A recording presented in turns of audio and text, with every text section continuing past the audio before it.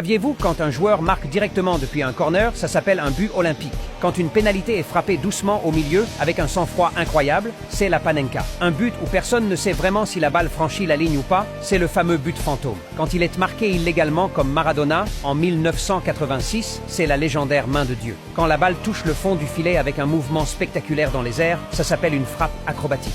Et s'il est marqué dans les toutes premières secondes du match, c'est un but éclair. Quand la balle touche le poteau avant d'entrer, ça s'appelle un but sur le poteau. Si un attaquant dribble toute la défense avant de marquer, c'est un but en solo. Quand il est marqué dans son propre filet, c'est évidemment un but contre son camp. Quand un joueur qui vient d'entrer sur le terrain marque immédiatement, c'est connu comme un super sub ou un but de joker. Quand c'est le gardien qui marque, ça s'appelle le but d'un gardien, souvent héroïque, d'un coup franc ou d'un corner de dernière minute. Et enfin, quand il marque dans les toutes dernières secondes pour sauver un match, ça s'appelle un but de dernière seconde ou un buzzer beater. Mais un seul joueur a réussi à marquer tous ces types de buts dans sa carrière. Voici un indice. Il est portugais.